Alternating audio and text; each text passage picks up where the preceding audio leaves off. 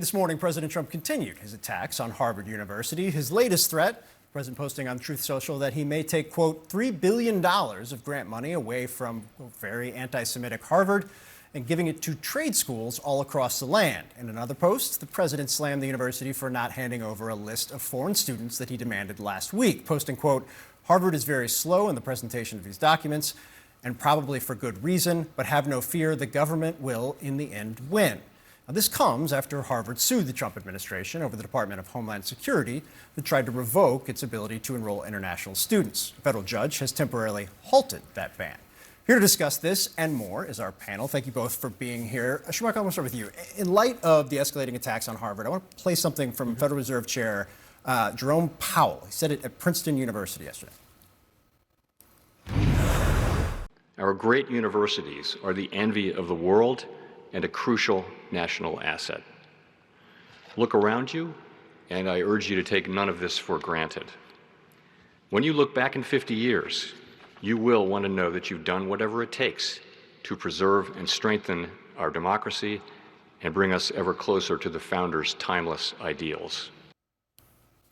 Schumacher, put the lighting aside there, which is a little ominous. Look, the Fed chair is no stranger to tangling with the president, but those comments were pretty obvious in terms of intent. What do you make of them?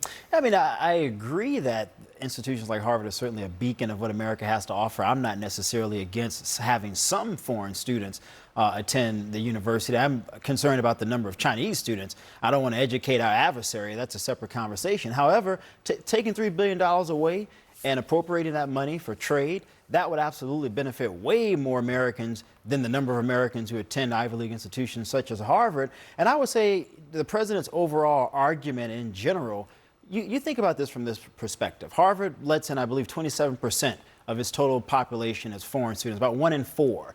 Now, if you were to decrease that, you open up potential slots for a lot of underprivileged individuals. And I'm not just talking about black kids here, Phil. I'm talking about any ethnicity, Hispanic underprivileged, white underprivileged, who would be given an opportunity to attend an institution such as Harvard because they have the intellectual faculties, but they don't let in a lot of underprivileged students. So I think there is a legitimate argument to make, can you make more room for more Americans compared to the foreign students that we've made room for? That is a more thorough argument than I've seen the president make. And the trade school, I don't think anybody disagrees on the issue of trade schools, and trying to redirect funding towards trade schools has been something bipartisan administrations have tried to do over the course of the last decade or two. I'm just interested, Shermichael's point, how do you think that tracks with what's happening right now? Well, he makes a good point, but it belies something that's totally incorrect. Of the large percentage of that 27% of international students who attend Harvard University at any given point, the overwhelming majority are for grad school. This is not students who are undergraduate at all. They're talking about graduate school admissions. So we're talking about those at the Harvard Kennedy School, for instance, studying government. We're talking about those largely at the School of Medicine, who are your next innovators when it comes to breakthroughs in cancer research and things like that. Those students aren't moving towards trade schools. They're not making the decision between going to a Harvard graduate school versus going to a trade school. Those are two very different tracks. We're not talking about undergraduate enrollment at all, and that's where Donald Trump gets it incorrect. The secondary thing is, I don't think anybody has a problem with expanding trade schools and ensuring that students have options.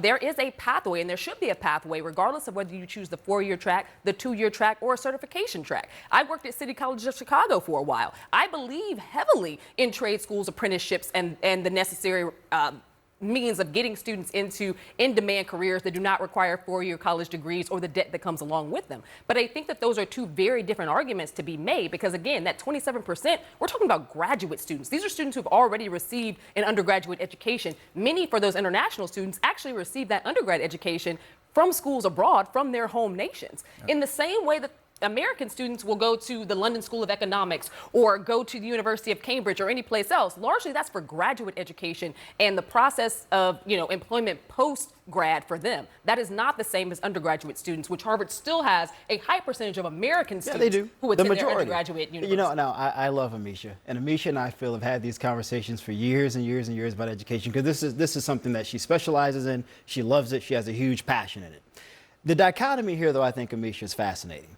Donald Trump has shifted the argument, having Democrats essentially have to defend elitism while Republicans appear, at least for the general public, to be saying we're on the side of the working class person, the average individual, the guy who goes and works 60, 70, 80 hours a week in overtime to hopefully be able to make enough to put his kid through college when they turn 18 years old. That's fascinating. In the past, it was Democrats saying we want to get more education towards everyday people. Now it's Republicans and Democrats saying, wait a minute here, we want to protect the 27% that are going to Harvard. Republicans are saying it, but they're not doing it because college affordability is a massive topic of interest in America. And right now, college is unaffordable and has been for the better half of the past 2.5 decades. With that being said, from the big, beautiful bill that Donald Trump just got across the House, the percentage of Americans who rely on the Pell Grant would no longer be able to have access to it because of the new requirements that the House Republicans have placed in those, the same requirements that Donald Trump championed just last week. So if we're talking about college affordability, making sure that students have access who are from low-income backgrounds, who are from rural areas across America,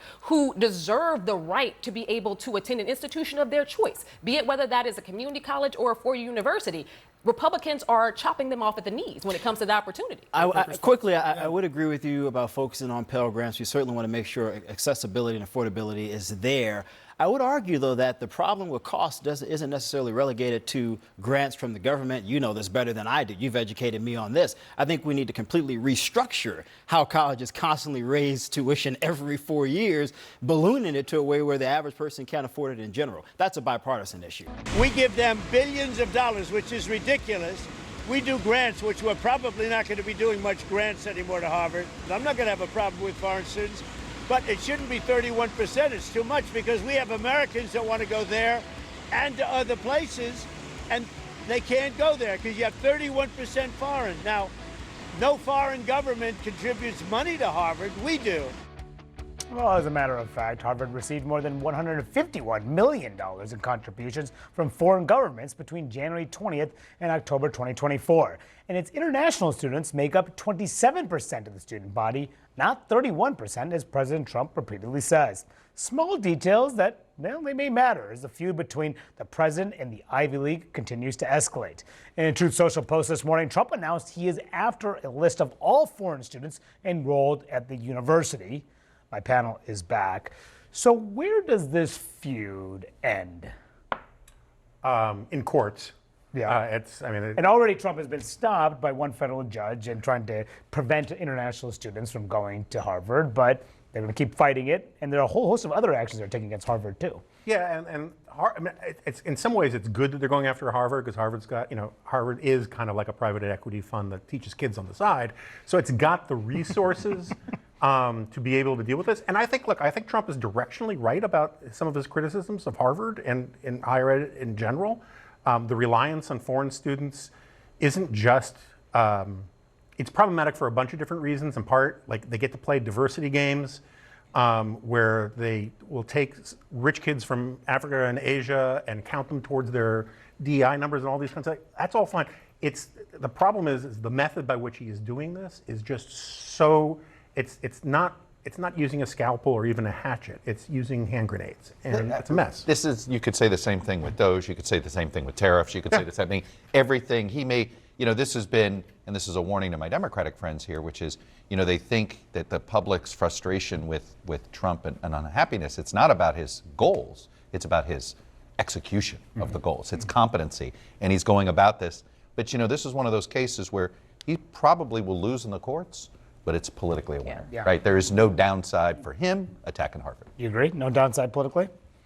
I guess I wonder if it stops at Harvard. It feels like that is the person that he is jousting with now. But I went to Ohio State. We have a large number of international students there. Is he going to go to a red state with a red governor where his vice president is from and actually went to school and asked for a list there? And the question is, why does he want these students? So I do think that it is not, I think Harvard needs to push back. I think universities need to push back. I don't think what Donald Trump is doing and the way he's doing is right, but I don't think it is the political win writ large in the story to take Donald Trump down. Hey, look, the concern is the impact across higher education. Yes. This is what the Wall Street Journal's conservative editorial board wrote about this effort led by Kristi Noem of the Homeland Security Secretary. Ms. Noem's order will echo around the world as a signal that the U.S. is no longer open to educate the world's brightest young people foreign students will get the message and take their talents elsewhere.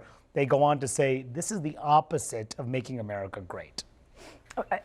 I've heard this argument. I think it's a concern, but I also think that I don't think he goes after public universities. I think he keeps it in this group, right or wrong, again. But here's what I would suggest, what's working for the other universities right now. And I know you three are going to yell at me. They need to have a conversation. There needs to be a private conversation between the president of Harvard, the president of the United States, and cut some sort of deal, because otherwise he's going to find every single thing to go after Harvard about, and then we'll just they'll be in the courts for the But next didn't some 10 universities years. try to do that? and it Yes, didn't Columbia's work? done it. Yeah. But they're still being targeted by the Trump administration. I think that they're not in the target like Harvard is. Let's just put it that way. Yeah, but will it last? So Will the it beginning last? of the story, the show was you can't take Donald Trump at his word. So you negotiate this, just like the letter that came out that they said it's funny you say it. He'll back down because he does lose interest. Yeah. Yeah, in some fair of these enough. fights. Yes, He yes. loses interest, and at some point he'll lose interest in fighting Harvard. Yeah, we'll see how long that takes and if it does. in fact- Right. Counting the minutes. Yes, exactly. Right.